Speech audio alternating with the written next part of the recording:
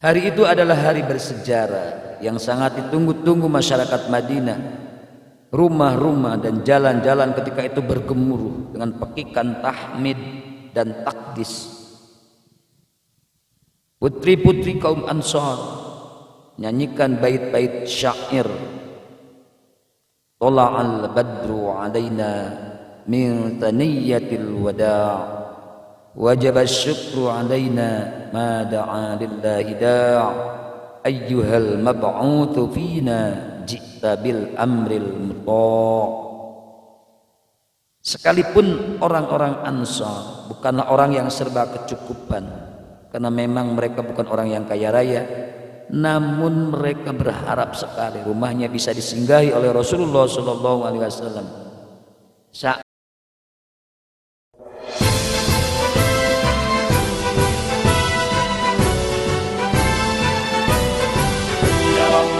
يا للوطن يا للوطن قم الوطن إلى الوطن.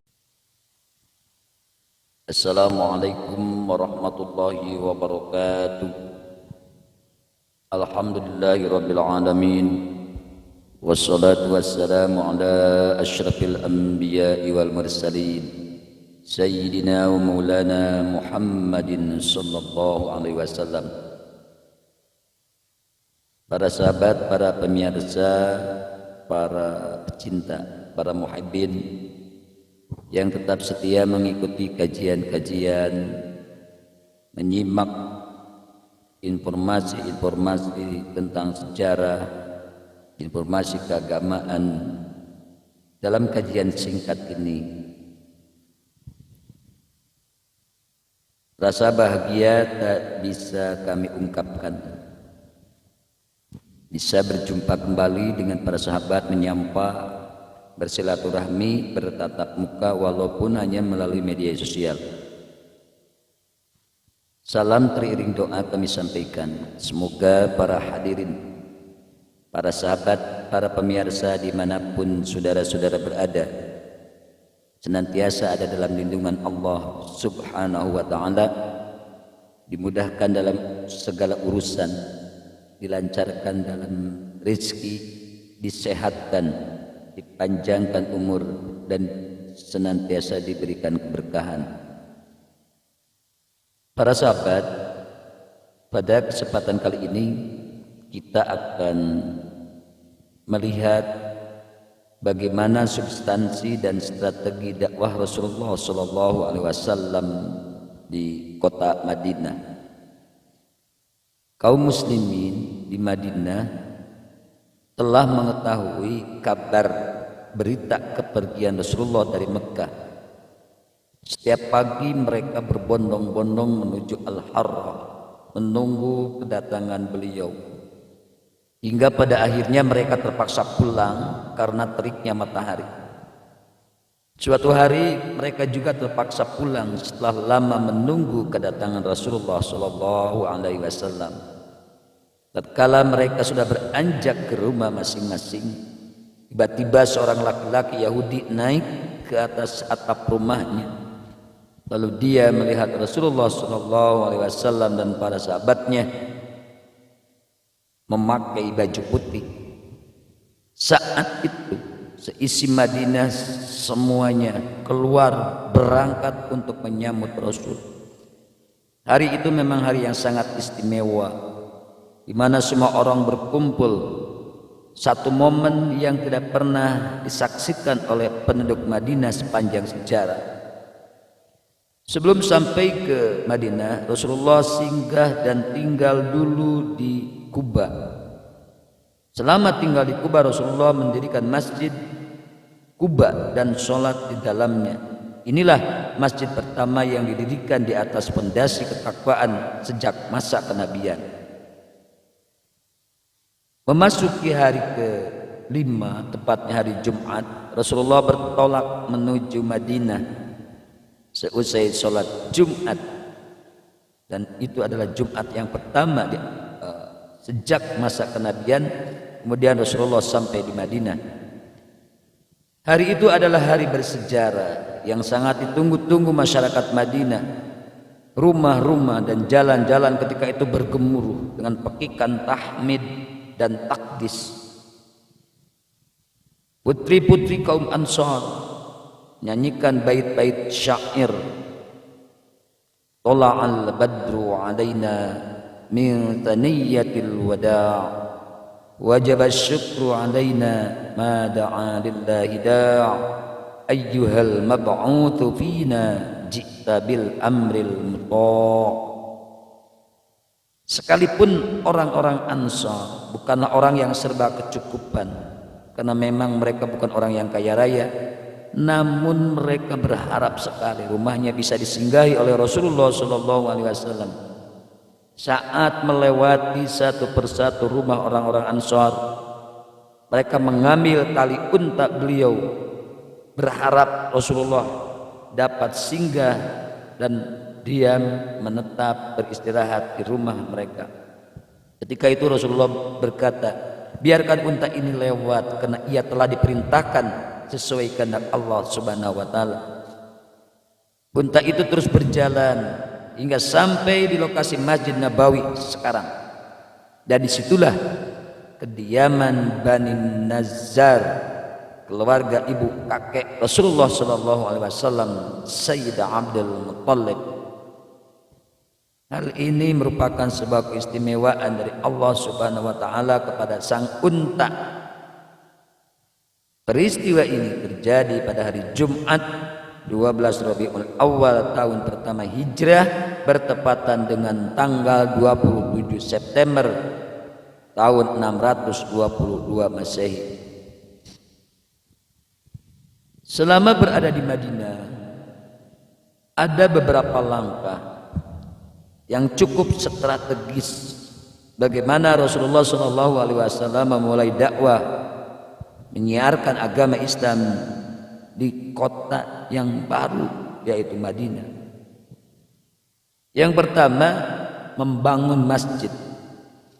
Langkah pertama yang dilakukan oleh Rasulullah SAW adalah mendirikan masjid yang kemudian diberi nama Masjid Nabawi. Pada lokasi unta tersebut duduk, beliau memerintahkan mendirikan masjid ini. Beliau sendiri ikut bekerja dalam proses pembangunannya. Di tempat inilah dakwah Rasulullah mulai dilakukan dengan melakukan sholat berjamaah, pengenalan dan penanaman ibadah mahdoh, ibadah muamalah, dan kegiatan-kegiatan keagamaan lainnya, sehingga wilayah di sekitar Masjid Nabawi menjadi ramai. Selanjutnya diteruskan dengan membangun jalan raya, membangun jembatan-jembatan yang menghubungkan satu lembah dengan lembah yang lain. Dengan demikian masyarakat setempat dapat berhubungan dengan masyarakat di lembah yang berbeda. Pesatnya pembangunan kota Madinah menyebabkan adanya migrasi atau perpindahan penduduk dari tempat lain menuju ke Madinah. Masyarakat yang berada di sekitar wilayah Madinah berdatangan dengan tujuan berdagang dan tujuan-tujuan yang lain. Keadaan yang demikian ini menyebabkan Masjid Madinah menjadi kota terbesar yang berada di Jazirah Arab. Pada masa itulah masyarakat Muslim berkembang menjadi masyarakat yang besar dan memiliki kuasa. Hal ini menimbulkan kecemburuan pada kelompok masyarakat Yahudi dan Nasrani yang telah lama dan lebih dulu tinggal di Madinah. Mereka mulai memperlihatkan rasa tidak suka membaca keadaan seperti ini, dan agar permasalahan yang muncul tidak makin runyam, maka kemudian Rasulullah membuat peraturan untuk menata masyarakat, dan kita akan mengenal nanti peraturan tersebut disebut dengan Mitsaqul Madinah atau Piagam Madinah.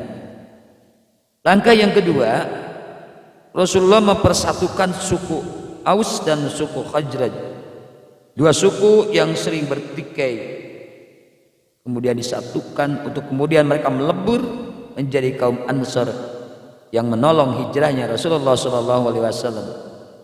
untuk memperkuat persatuan di antara mereka dan dengan suku-suku yang lain yang berada di Madinah. Kemudian Rasulullah membuat sebuah konstitusi yang nanti akan kita bahas dalam kajian selanjutnya. Yang ketiga, Rasulullah mempersaudarakan kaum Muhajirin dan kaum Ansar. Di samping membangun masjid sebagai pusat perkumpulan dan persatuan, Rasulullah juga melakukan langkah yang merupakan suatu langkah yang indah yang pernah ditorehkan dalam sejarah, yaitu mempersaudarakan dua kaum yang berasal dari daerah dan etnis yang berbeda, yaitu kaum Muhajirin dan kaum Ansar. Persaudaraan yang dilandaskan atas dasar agama yang mampu menggantikan persaudaraan yang berdasarkan darah, sehingga suasana menjadi lebih damai dan aman. Dan dengan mempersatukan kedua saudara atas dasar agama inilah maka persatuan di antara mereka semakin kokoh. Yang keempat, samping membangun masjid sebagai pusat perkumpulan dan persatuan, Rasulullah juga melakukan langkah lain yang merupakan suatu yang paling indah, yaitu beliau menancapkan pilar-pilar masyarakat, pilar-pilar masyarakat baru yang merupakan fenomena yang tidak nampak pada generasi-generasi awal. Fenomena ini tidak lain merupakan dampak dari nilai yang diserap oleh para generasi agung berkat persahabatan mereka dengan Rasulullah SAW. Selalu komitmen terhadap mereka melalui pengajaran, pendidikan, penyucian diri dan ajakan kepada perilaku mulia. Rasulullah SAW juga mengajarkan kepada mereka tentang adab-adab berkasih sayang, bersaudara, menjunjung keagungan, kemuliaan, ibadah dan ketaatan. Yang kelima, strategi dan langkah dakwah Rasul di Madinah adalah mempersatukan golongan Yahudi dari Bani Qainuqa, Bani Nadir dan Bani Quraidah. Rasulullah membentuk suatu perjanjian yang melindungi hak-hak asasi manusia di Madinah dan nanti kelak kemudian disebut dengan Piagam Madinah. Inilah gambaran substansi dan strategi dakwah Rasulullah SAW di kota Madinah. Demikian bahasan yang cukup sederhana dan singkat ini. Kita akan lanjutkan pada bahasan selanjutnya mengenai peristiwa-peristiwa penting dalam dakwah Rasulullah SAW selama masa periode Madinah. Terima kasih. Allahumma muwaffiq ila aqwamit thariq. Wassalamualaikum warahmatullahi wabarakatuh.